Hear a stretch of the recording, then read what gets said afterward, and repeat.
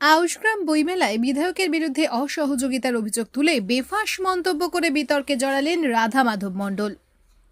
বইমেলা থেকে বিধায়ক মুখ ফেরালেও পাশে দাঁড়ালেন ব্লক সভাপতি। আউশ গ্রামের মতো এক জঙ্গলমহল এলাকায় বেশ কয়েকজন সাহিত্যপ্রেমী মানুষের উদ্যোগে এবছর আউশ গ্রাম উৎসব এবং বইমেলার আয়োজন করা হয়। এই মেলার উদ্যোগকে সাধুবাদ জানিয়েছিলেন সমাজের সকল স্তরের মানুষজন। আর এই বইমেলাকে কেন্দ্র করে বিধায়কের বিরুদ্ধে অনুপস্থিত থেকে অসহযোগিতার অভিযোগে বেফাঁস মন্তব্য করে বিতর্কে জড়ালেন উদ্যোক্তাদের মধ্যে অন্যতম রাধা মাধব মণ্ডল। যখন তিনি এই বিতর্কিত মন্তব্য করছেন তখন বইমেলার অনুষ্ঠান মঞ্চে উপস্থিত পূর্ব বর্ধমান জেলা যুব তৃণমূল কংগ্রেসের সভাপতি রাসবিহারী হালদার সহ অন্যান্য নেতৃত্ব। এদিন মঞ্চ থেকে রাধা মাধব মণ্ডল আরও জানান যে পশ্চিমবঙ্গ সরকার এবং আউশগ্রাম 2 ব্লক তৃণমূল কংগ্রেস সভাপতি শেখ আব্দুল লালনের সহযোগিতা ছাড়া এই মেলা সুষ্ঠুভাবে সম্পন্ন করা হয়তো যেত না। এই বিষয়ে রাসবিহারী হালদারকে প্রশ্ন করা হলে তিনি জানান এই বছরে থাকেননি, পরের বছর অবশ্যই থাকবেন। আগামী বছর সকলে মিলেই হবে আউশগ্রাম বই মেলা। বিধায়কের বিরুদ্ধে না, আমার আউশগ্রাম উৎসব এবং আউশগ্রাম বইমেলা, এই আউশগ্রাম উৎসবটা আউশগ্রাম বইমেলাটা তিনি একজন কান্ডারি, কারণ তিনি আউশগ্রামের বিধায়ক, আমার দলের বিধায়ক। তিনি কিন্তু আউশগ্রাম উৎসব এবং আউশগ্রাম বইমেলায় এলেন না। তিনি আসবো বলেও তিনি এলেন না। এটা আমাদের কাছে খুব লজ্জার, হতাশার এবং ক্ষোভের। কারণ এমন একটি অন্তর্জ শ্রেণী এলাকায় বইমেলা করছি মাননীয় মুখ্যমন্ত্রী মমতা বন্দ্যোপাধ্যায়ের সহযোগিতায় এবং মাননীয় সাংসদ দোলা সেন থেকে আরম্ভ করে আমাদের রাজ্যের যারা মাথা, তারা ডাইরেক্ট সহযোগিতা করেছেন, আমাদের পাশে দাঁড়িয়েছেন, এবং আমাদের জেলা প্রশাসন।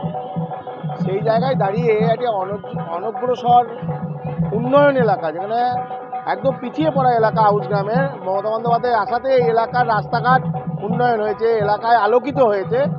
সেই এলাকায় একটি বইমেলা হচ্ছে, যেটি আউশগ্রামের বুকে ইতিহাস প্রথম হচ্ছে, এবং আউশগ্রাম উৎসব। তিনি আমাদের দলের বিধায়ক, আমাদের সরকারের বিধায়ক। আজ 10 বছর তিনি বিধায়ক আছেন। তিনি আউশগ্রাম উৎসবের কোনো দিন দায়িত্ব নিয়ে করেননি, আমরা করেছি, তিনি পাশে এসেও দাঁড়ালেন না। এটা আমাদের কাছে খুব ক্ষোভের এবং আমাদের কাছে খুব লজ্জার এবং আমাদের কাছে শুধু অপমানের। আমাদের রাজ্য সরকারের সমস্ত রকম সহযোগিতা আমরা পেয়েছি। রাজ্য সরকারের মাননীয় বিধায়করা অন্য রাজ্যের মাথা থেকে আসছেন, অথচ তিনি এই আউশগ্রাম বিধানসভার বিধায়ক, তিনি থাকলেন না। কি অলৌকিক কারণে থাকলেন না আমরা জানি না। এটা আমাদের কাছে খুব অসম্মানের এবং অপমানের মনে হয়েছে। বিধায়ক আসেননি মানে আমাদের কাছে একটা প্রচ্ছন্ন চাপের মতো, আমাদের কাছে একটা অশান্তির বাতাবরণ তৈরি হওয়ার মতো। কারণ বিধায়ক এলেন না মানে মনে আমরা শান্তি পাচ্ছি না, একটা অশান্তির বাতাবরণ তৈরি হচ্ছে আমাদের ভেতরে। তাহলে সেই উৎসবটা আমরা কি করে আনন্দে করব? যে উৎসবের যিনি কান্ডারি, এই উৎসবের যিনি প্রধান যজ্ঞের পুরোহিত, তিনি এলেন না, তাহলে বিয়েটা কি করে হবে আপনি বলুন? বিয়ে বাড়িতে যদি হঠাৎ পুরোহিত জবাব দেন যে আজকে বিয়ে, সেই বিয়েতে পুরোহিত থাকবে না, তাহলে সেই বিয়েটা ভণ্ডুল কিনা বলুন? কিন্তু ভণ্ডুল হয়নি, কারণ আমাদের ব্লক সভাপতি শেখ আব্দুল লালন এবং আমাদের রাজ্যের মাননীয় অনেক অনেক অনেক মাননীয়, আমি কাদের নাম করব, মাননীয় মুখ্যমন্ত্রী আমাদের বাংলার গর্ব মমতা বন্দ্যোপাধ্যায়ের একাধিক লোক আমাদের সঙ্গে যোগাযোগ করে এই বৈতরণী আমাদের পার করে দিয়েছেন। বিধায়ক এলেন না, এটা কেন? দেখুন, আমি এই একই প্রশ্ন আপনাদেরকে করছি যে বিধায়ক আগ্রহ দেখিয়েছিলেন, বিধায়ক পাশে থাকবেন বলেছিলেন, বিধায়ক কথা দিয়েছিলেন।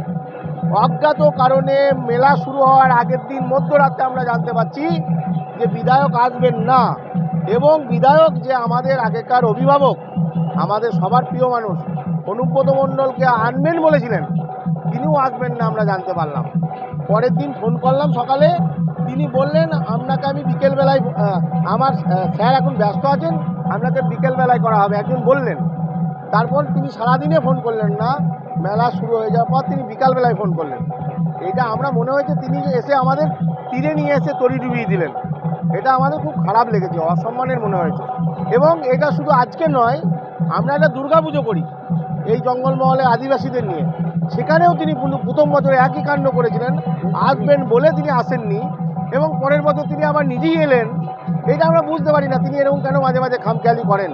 তাকে আমরা অসম্মানিত করতে চাইছি না, কিন্তু আমরা খুব যন্ত্রণা এই 6 দিন পাল করলাম অভিভাবকহীনতায়, আমাদের যন্ত্রণায় আমাদের মনে হয়েছে তিনি থাকলে আমাদের এই কষ্টটা খানি কম হতো। আমার নাম রাধা মাধব মণ্ডল, আমি একজন লিখি ছোট শব্দকর্মী। এই প্রথমে মোবাইল উঠছে, বই যেখানে ওঠার কথা সেই জায়গায় দাঁড়িয়ে প্রত্যন্ত গ্রামাঞ্চলে এই বইমেলার গুরুত্ব কতটা? অবশ্যই এখানে অনেক গুণীজন মানুষ আছেন এই রামনগর অঞ্চলে। তাদের পরিকল্পনা বা তাদের চিন্তাধারা থেকেই বোঝা যাচ্ছে তারা কী ধরনের চিন্তাধারা নিয়ে এগোচ্ছে আগামী আমাদের বাচ্চাদের জন্য। কারণ দেখুন, বাচ্চাদের যতটা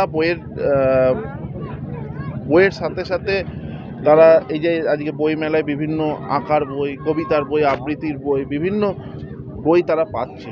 যত এগুলোর মধ্যে তারা ইনভলভ হবে পড়াশোনা, তারা তত উন্নতি করতে পারবে। এদিকে আপনারা দেখেছেন যে মোবাইলের অত্যাধিক ব্যবহারের ফলে গেমের আকর্ষণ, বিভিন্ন বাচ্চাদের যে আকৃষ্ট হয়, সেই জায়গা থেকে বইয়ের প্রতি তারা যদি আকৃষ্ট হয় তাহলে কিন্তু আগামী দিনে সে আরও ভালো জায়গায় যেতে পারে।